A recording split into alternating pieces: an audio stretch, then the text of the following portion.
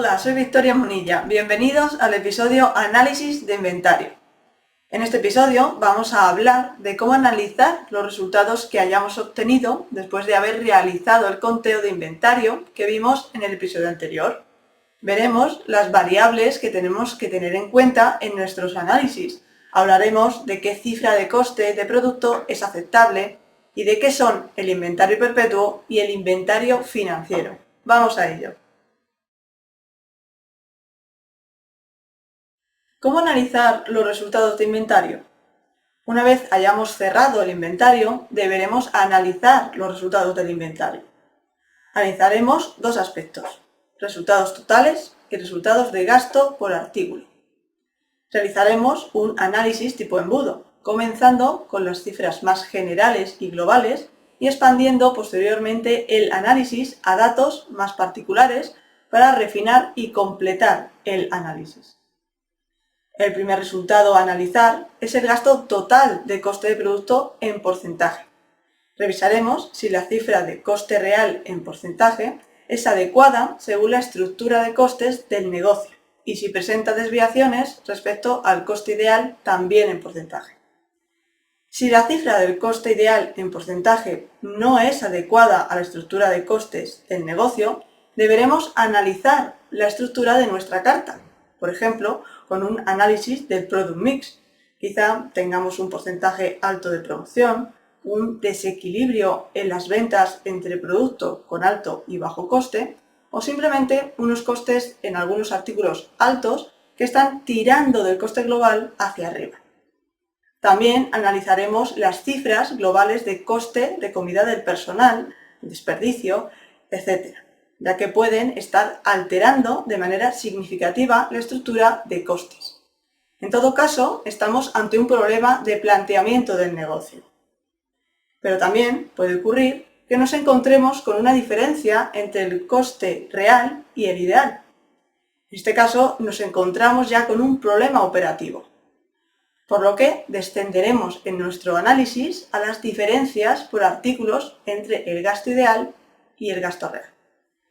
Este gasto ideal, como vimos, sale de la venta de cada producto por su escandallo. Si no coincide, tendremos que investigar la posible causa de las desviaciones y tomar las adecuadas medidas correctoras. Más adelante veremos un apartado dedicado a investigar las posibles causas de estas desviaciones. ¿Cuáles son las variables necesarias para analizar los resultados del inventario?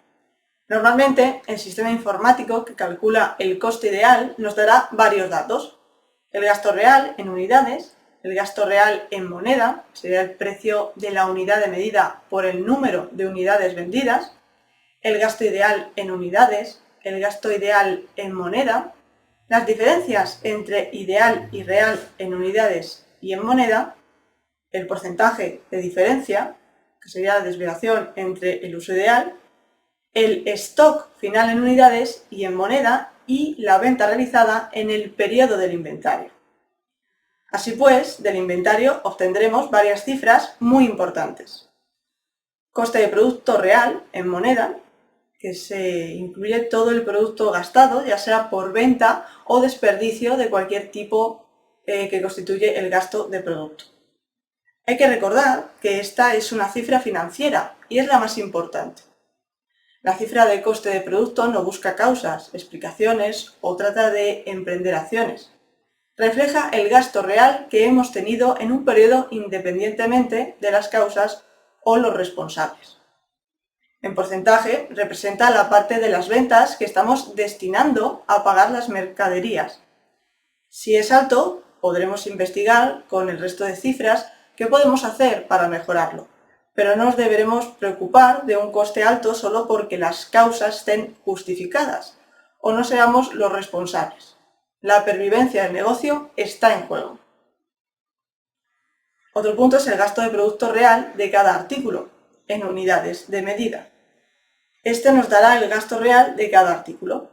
A partir de este dato podremos calcular coeficientes de gasto. Los coeficientes nos permitirán calcular pedidos, cantidades de preparación de productos, realizar cálculos de inventario perpetuo, etc. El uso de estos coeficientes se ve en la parte de gestión de operaciones. Otro punto sería el coste de producto teórico o ideal, en moneda. Recordemos que cuando calculábamos los escandallos obteníamos el coste de producto ideal lineal, es decir, el coste ideal que obtendríamos si vendiéramos una unidad de venta de cada producto. Pero en realidad, de cada artículo venderemos una cantidad diferente y además cada uno tendrá un coste de producto distinto. Es por ello por lo que nos interesa es el coste ponderado por las ventas, ya que este será nuestro coste ideal real y este lo obtenemos del inventario. El primer punto, como hemos comentado, del que nos tendremos que asegurar es que al menos nuestro coste ideal está dentro de los parámetros que consideraríamos correctos. Si no es así, aunque controlemos adecuadamente nuestro producto, no conseguiremos resultados aceptables. ¿Cuál es la cifra aceptable de coste de producto? Una vez aquí, nos preguntaremos, ¿cuál es una cifra aceptable de coste de producto? La primera respuesta es que permita la supervivencia del negocio. De nada sirve tener una excelente calidad si no tenemos la capacidad financiera para mantener este coste hasta que los resultados de dicha calidad, junto con el resto de acciones que realicemos, se reflejen en las ventas. Si no estamos en una situación financiera delicada, diríamos que los costes medios del sector a igual posicionamiento. Si subimos nuestros costes por aumentar la calidad sin ser necesario, seremos menos rentables. Y si bajamos la calidad para ser más rentables, seremos menos competitivos. De lo anterior se deduce que el conocimiento de nuestro sector es muy importante. Otro punto sería la cifra de coste de producto ideal en moneda. También nos va a servir para decidir las prioridades de importancia de las desviaciones encontradas. Las mayores desviaciones en dinero son las prioritarias a resolver. El coste de producto teórico ideal en unidades, este coste de producto teórico nos va a servir para varias cosas. Por ejemplo, para decidir sobre qué productos actuar en función de su desviación. Aunque en este aspecto, como dijimos, la cifra más importante es en moneda. Por otra parte, el porcentaje de desviación son los porcentajes de variación que nos muestran una medida de la magnitud de la desviación. Aunque a la hora de actuar sobre las desviaciones, las prioridades las marcarán las cifras enteras y no las porcentuales. Los porcentajes nos pueden dar indicaciones de errores de algún tipo. Si vemos, por ejemplo, un porcentaje de variación mucho mayor o menor de la media que estamos consiguiendo. El stock final, en moneda, nos va a dar la valoración financiera del stock que nos queda en tienda. Por un lado, esta cifra nos servirá para realizar el inventario financiero, como posteriormente veremos. Por otro lado, las cifras de moneda de stock final, junto con las entradas y en unos cálculos que veremos posteriormente, nos darán la media de stock inmovilizado que tenemos en la unidad. Es decir, qué stock medio tenemos en la tienda y qué necesitamos para vender. Como, según baja el stock, realizamos pedidos y los reponemos, estas cifras de stock siempre se mantienen en niveles parecidos. Es por ello que se llama stock inmovilizado.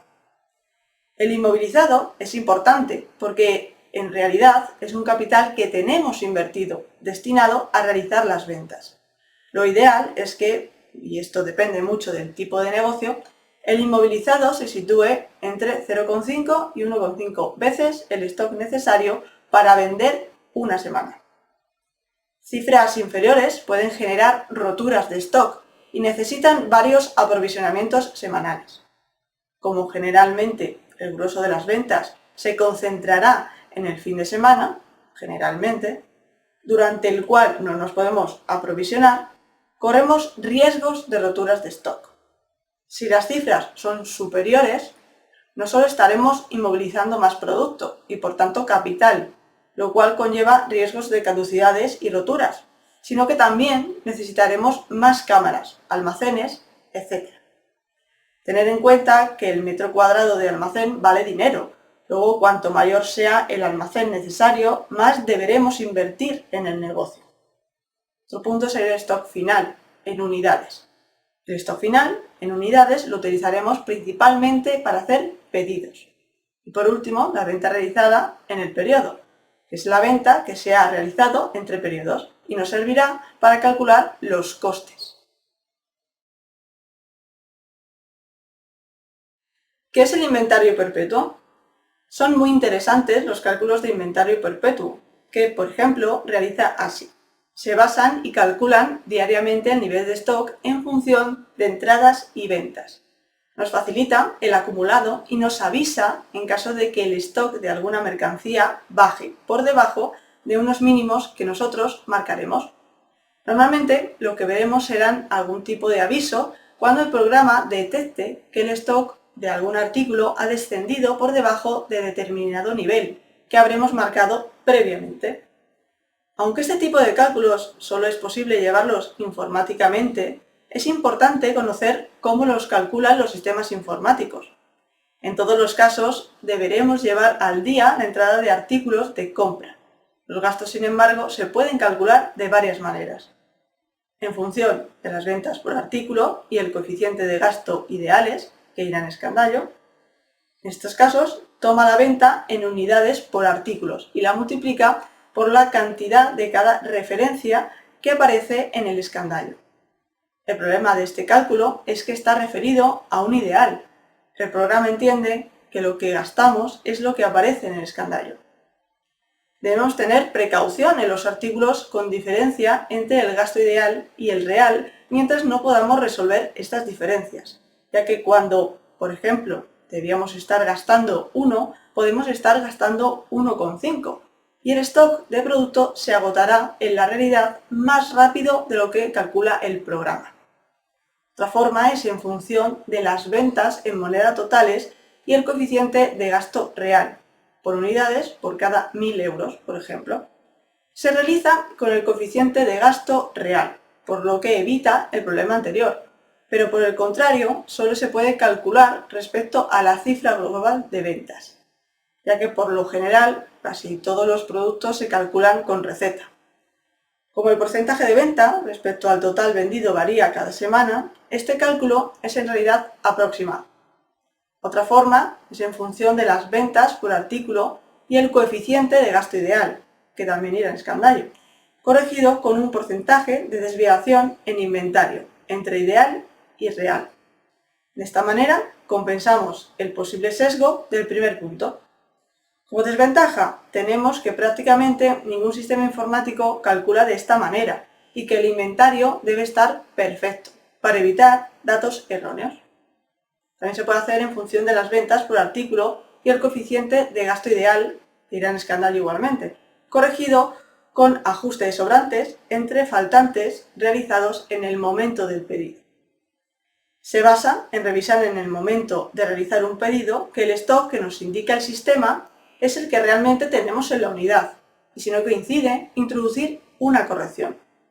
De esta manera compensamos en mayor medida todos los posibles sesgos anteriores, ya que en realidad estamos verificando que el stock que el sistema nos indica es el que realmente tenemos, y si no es así, lo corregimos, y dicha corrección permanece durante las siguientes revisiones. Como desventaja, tenemos que todavía menos sistemas informáticos calculan de esta manera. ¿Qué es el inventario financiero? Junto con el inventario físico deberemos realizar el inventario financiero. El inventario financiero es muy fácil de realizar y nos permite contrastar que la información que tenemos introducida en el sistema en cuanto a precios, cantidades, formatos y demás es correcta. De no ser así, se detectarán desviaciones entre el gasto que refleje el inventario financiero y el gasto que refleje el inventario normal. Los pasos para realizar el inventario financiero son: en primer lugar, tomamos la cifra inicial de stock, que será la cifra de stock final del último inventario. En segundo lugar, valorar si es que no lo están todos los albaranes de entrada de producto y sumarlos al inventario inicial. En tercer lugar, añadir, sumando o restando, según el caso, transferencias y demás. Cuarto paso sería restar la cifra de stock final que nos aparece en el inventario normal. Por quinto paso sería comparar esta cifra de gasto con la reflejada por el inventario normal. Si hay descuadre, debemos verificar albaranes y los datos con los que trabaja el sistema, hasta encontrar el porqué de la discrepancia. Y hasta aquí el episodio de hoy. Gracias por seguirnos hasta el final y nos vemos dentro de poco en el siguiente episodio.